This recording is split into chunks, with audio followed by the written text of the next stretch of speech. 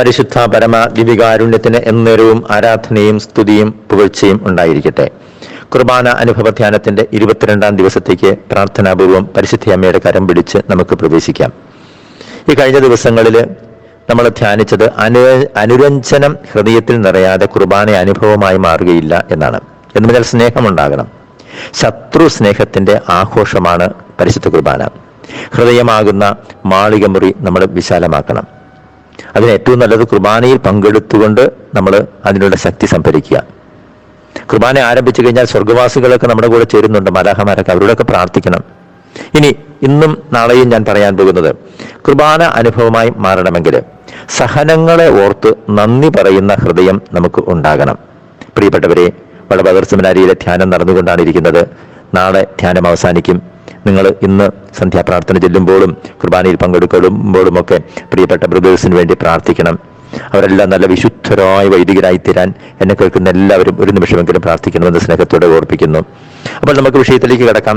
സഹനങ്ങളെ ഓർത്ത് നന്ദി പറയുന്ന ഹൃദയം നമുക്കുണ്ടാകണം. പരാതികളും പരിഭവങ്ങളും ഇല്ലാതെ വേണം കുർബാനയ്ക്കായിട്ട് പോകാൻ. ഈശോയുടെ പ്രാർത്ഥന നമ്മൾ ഇന്നലെ ധ്യാനിച്ച പിതാവേ, ഇവർ ചെയ്യുന്നത് എന്തെന്ന് അറിയുന്നില്ല, ഇവരോട് ക്ഷമിക്കണമേ.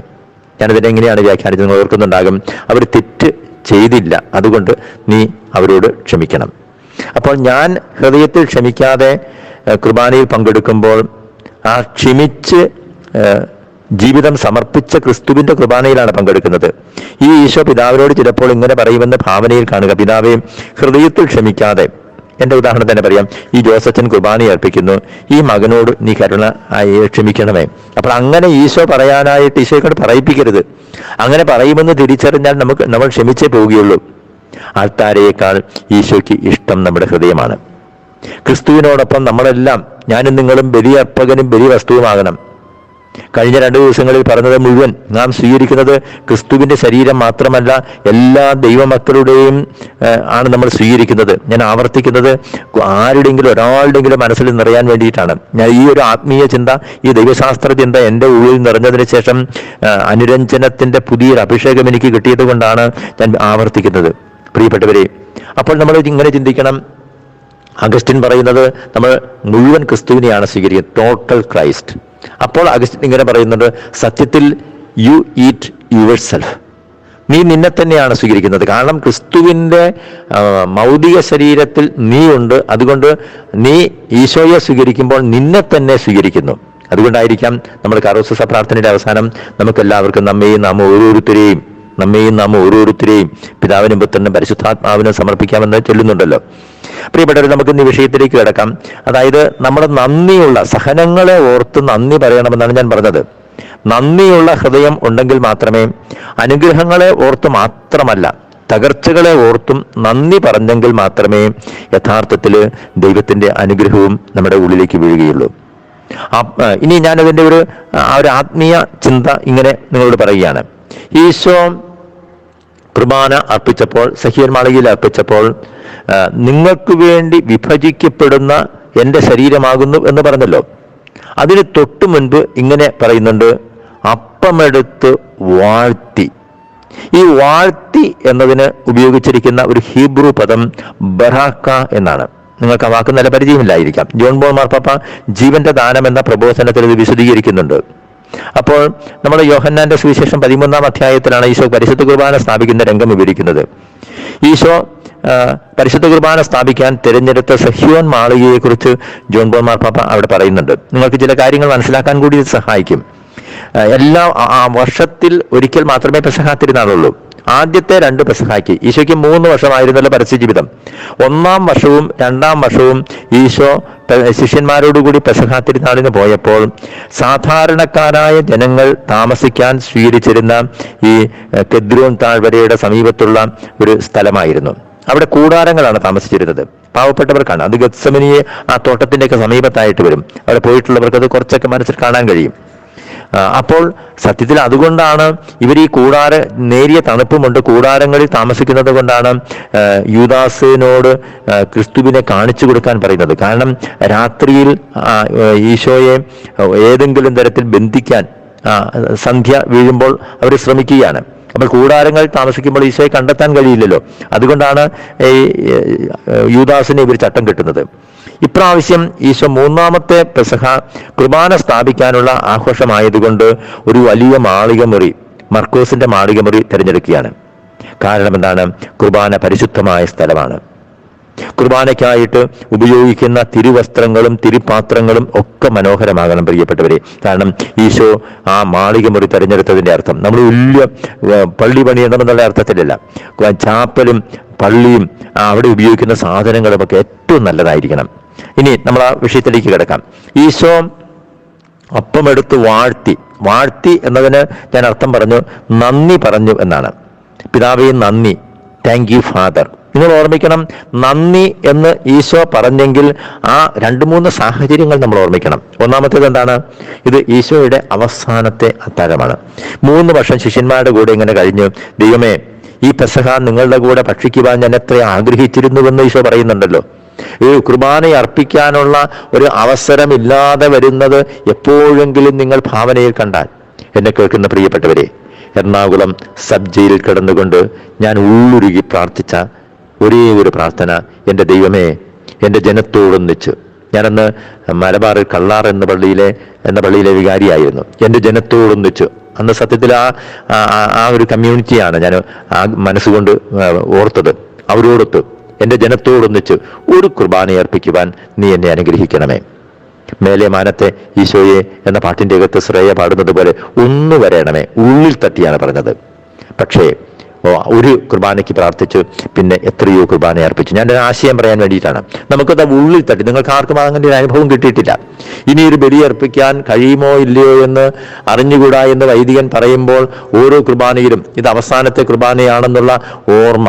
ഒരു കുർബാന അർപ്പിക്കാൻ ഇഷ്ടം പോലെ നമ്മൾ കുർബാനയിൽ പങ്കെടുക്കുന്നത് കൊണ്ട് അതിന്റെ വില നിങ്ങൾക്ക് മനസ്സിലാകുന്നില്ല. ഈശോയുടെ ഉള്ളുരുകി ലാസ്റ്റ് സപ്പറാണെന്നുള്ള ചിന്ത മനസ്സിൽ വന്നു.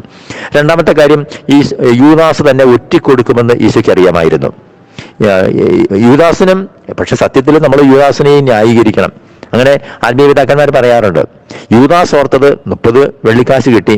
ഈശോ പണ്ട് ഈശോയെ രാജാവാക്കാനായിട്ട് ശ്രമിച്ചപ്പോൾ, യോഹന്നാന്റെ സുവിശേഷം 6-ാം അധ്യായത്തിലുണ്ട്, ഈശോ അവരുടെ മധ്യത്തിൽ നിന്നും പെട്ടെന്ന് പോയി രക്ഷപ്പെടുകയാണ്. അപ്പോൾ അതുകൊണ്ട് ഈശോ ഏതെങ്കിലും മാജിക്ക് പ്രയോഗിച്ച് എങ്ങനെയെങ്കിലും രക്ഷപ്പെട്ടുകൊള്ളും, തനിക്ക് 30 കാശ് കിട്ടട്ടെ. യൂദാസിനെ ന്യായീകരിക്കാൻ പോലും നമ്മൾ ഇങ്ങനെ ഒന്ന് ചിന്തിക്കണം. അതിനുവേണ്ടി ഞാൻ പറഞ്ഞത് മാത്രമേ ഉള്ളൂ. പക്ഷെ ഒറ്റിക്കൊടുക്കുന്ന ഒരാളെ കുറിച്ചുള്ള ഓർമ്മകൾ ഈശോയുടെ മനസ്സിലുണ്ട്. മറ്റൊരു ശിഷ്യൻ തള്ളിപ്പറയും. ആരാണ്? പത്രോസ്. ബാക്കിയുള്ള ശിഷ്യന്മാരെല്ലാവരും ഓടി ഒളിക്കും. ജനം കൂകും, ഇവനെ ക്രൂശിക്കുക, ഇവനെ ക്രൂശിക്കുക. പക്ഷേ ഇതിന്റെ മധ്യത്തിൽ എല്ലാവരും പോയാലും തൻ്റെ പിതാവ് തൻ്റെ കൂടെ ഉണ്ടാകുമെന്നാണ് ഈശോ കരുതിയത്. പക്ഷേ പിതാവും അവിടെ കാൽവരിയിൽ മൗനം പാലിക്കുമെന്നുള്ളത് ഒരുപക്ഷെ ഈശോയ്ക്ക് അറിയാമായിരുന്നിരിക്കാം. പ്രിയപ്പെട്ടവരെ, ഇതിൻ്റെ എല്ലാം മധ്യത്തിൽ നിന്നുകൊണ്ടാണ് ഈശോ പറയുന്നത്, ദൈവമേ നന്ദി. ഞാൻ നിങ്ങളോട് പറഞ്ഞത്, വേദനയുടെ ഇടയിലും നന്ദി പറയുന്ന അനുഭവം.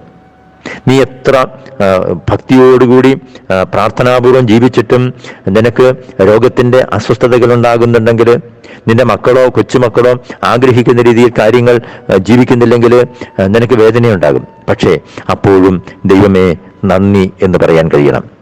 യൗക്രിസ്തിയോൺ എന്ന ഗ്രീക്ക് വാക്കിൽ നിന്നാണ് യുക്രിസ്റ്റ് അല്ലെങ്കിൽ കുർബാന എന്ന വാക്ക് വന്നത്.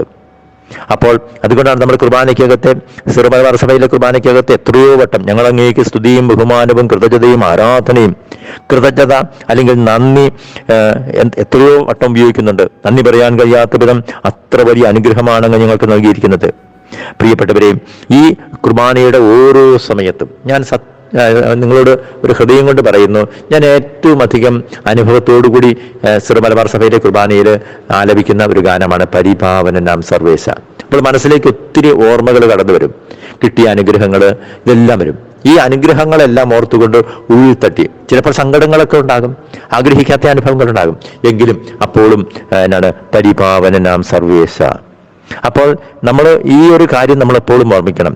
നമ്മൾ ഒരു അനുഗ്രഹം കിട്ടുമ്പോൾ നമുക്ക് ഒത്തിരി സന്തോഷമാണ്. സത്യത്തിൽ നിങ്ങൾ കുർബാന മക്കളുടെ ഏതെങ്കിലും ഒരു കാര്യത്തിന് വേണ്ടിയോ ഏതെങ്കിലും നിയോഗത്തിന് വേണ്ടിയോ കുർബാന അച്ഛൻ്റെ കയ്യിൽ ചൊല്ലുവാൻ ഏൽപ്പിക്കുമ്പോൾ, അത് ഒരു കുർബാനയാണ് ഏൽപ്പിക്കുന്നതെങ്കിൽ നന്ദി പറഞ്ഞുകൊണ്ട് 2 കുർബാന ചൊല്ലിയാൽ മാത്രമേ അതിൻ്റെ ഒരു അനുഗ്രഹം പൂർണ്ണമാവുകയുള്ളൂ. കാരണം നമ്മൾ പലപ്പോഴും അനുഗ്രഹം കിട്ടിയതിന് ശേഷം നിങ്ങൾ ആരെങ്കിലും നന്ദി കുർബാന അർപ്പിക്കാൻ ശ്രമിക്കാറുണ്ടോ? Thanks giving mass. അച്ഛൻ്റെ കയ്യിൽ പണം കൊടുക്കണം എന്നുള്ള അർത്ഥത്തിലല്ല, മകന്റെ അല്ലെങ്കിൽ മകളുടെ അല്ലെങ്കിൽ നിങ്ങളുടെ ഒരു കാര്യത്തിന് വേണ്ടിയിട്ട് ഒരു ബലിയിൽ പങ്കെടുത്തു, കുർബാന അർപ്പിക്കേണ്ട, പങ്കെടുത്തു. പിറ്റേ ദിവസം നന്ദി പറയുന്ന മനസ്സ് നമുക്കുണ്ടാകാറുണ്ടോ? പക്ഷേ ഇവിടെ നമ്മളിന്ന് ധ്യാനിക്കാൻ പോകുന്നത് വേദനകളുടെയും രോഗങ്ങളെയും ഓർത്ത് നന്ദി പറയുന്ന മനസ്സ്. ജോബ് പറഞ്ഞല്ലോ, ദൈവം തന്നു, ദൈവം എടുത്തു, ദൈവത്തിന്റെ നാമം വാഴ്ത്തപ്പെട്ടതാകട്ടെ. ഞാൻ നിങ്ങൾക്ക് ഇങ്ങനെ വ്യാഖ്യാനിച്ചു തരാം: ദൈവം തന്നു, ദൈവത്തിന് കൊടുത്തു. വേദനിക്കുന്ന ഏത് ഹൃദയത്തോടുകൂടി, മക്കളുടെയോ പ്രിയപ്പെട്ടവരുടെയോ വേർപാടിൽ വേദനിക്കുന്ന ഹൃദയത്തോടുകൂടി കേൾക്കുന്ന ആരെങ്കിലും ഉണ്ടെങ്കിൽ അവർ അതിനെ ഇങ്ങനെ വ്യാഖ്യാനിക്കട്ടെ: ദൈവം തന്നു, ദൈവത്തിന് കൊടുത്തു. ദൈവം എടുത്തു എന്നല്ല, ദൈവത്തിന് കൊടുത്തു. ദൈവത്തിന്റെ നാമം വാഴ്ത്തപ്പെട്ടതാകട്ടെ. പ്രിയപ്പെട്ടവരെയും, ഞാൻ ഇത് അവസാനിപ്പിക്കുമ്പോൾ ഹബക്കൂക്കിന്റെ പ്രവാചകന്റെ പുസ്തകം 3-ാം അധ്യായത്തിൽ നമുക്ക് പരിചിതമായ ഒരു വചനം നിങ്ങളുടെ ഉള്ളിലേക്ക് അഭിഷേകമായി നിറയട്ടെ. അത്തിവൃക്ഷം പൂക്കുന്നില്ലെങ്കിലും, ഹബക്കൂക്ക് 3:17, അത്തിവൃക്ഷം പൂക്കുന്നില്ലെങ്കിലും, മുന്തിരിയിൽ ഫലങ്ങളില്ലെങ്കിലും, ഒലിവ് മരത്തിൽ കായ്കളില്ലാതായാലും, വയലുകളിൽ ധാന്യം വിളയുന്നില്ലെങ്കിലും, ആട്ടിൻകൂട്ടം ആലയിൽ അറ്റുപോയാലും, കന്നുകാലികൾ തൊഴുത്തിൽ ഇല്ലാതായാലും, ഞാൻ കർത്താവിൽ ആനന്ദിക്കും. കണ്ടോ, ജീവിതത്തിൽ തകർച്ചകൾ ഉണ്ടാകുമ്പോഴും ദൈവത്തിൽ ആനന്ദിക്കണം. ദൈവം തന്നതല്ലാതെ ഒന്നുമില്ല എൻ്റെ ജീവിതത്തിൽ എന്ന മനോഹരമായ ഗാനം ഞാൻ ഇടയ്ക്കൊക്കെ ആരെങ്കിലും വിളിക്കുമ്പോൾ അത് റിംഗ് ടോൺ കേൾക്കുമ്പോൾ ഒത്തിരി സന്തോഷമാണ്. കർത്താവെ, ഇന്ന് ഈ വചനം കേട്ടുകൊണ്ടിരിക്കുന്ന എല്ലാവരെയും നീ അനുഗ്രഹിക്കണമേ. കുർബാനയെ സ്നേഹിക്കുന്ന ഹൃദയം ഉണ്ടാകണമെങ്കിൽ സഹനങ്ങളെ ഓർത്ത് നന്ദി പറയണമെന്ന് ഇന്ന് പരിശുദ്ധാത്മാവ് ഞങ്ങളെ പഠിപ്പിച്ചത് ഞങ്ങളുടെ ഉള്ളിൽ അഭിഷേകമായിട്ട് നിറയട്ടെ. യേശുവിന്റെ പരിശുദ്ധ രക്തം കൊണ്ട് എല്ലാ മക്കളെയും മുദ്ര ചെയ്യുന്നു. കർത്താവെ, ആശീർവദിക്കണമേ. നമ്മുടെ കർത്താവ് ഈശോ മിശിഹായുടെ കൃപയും പിതാവായ ദൈവത്തിന്റെ സ്നേഹവും പാവനാത്മാവിന്റെ സഹവാസവും പരിശുദ്ധ അമ്മയുടെയും വിശുദ്ധ യേശു പിതാവിന്റെയും പ്രത്യേക സംരക്ഷണവും നാം എല്ലാവരോടും കൂടെ ഉണ്ടായിരിക്കട്ടെ, ഇപ്പോഴും എപ്പോഴും എന്നേക്കും. ആമേൻ.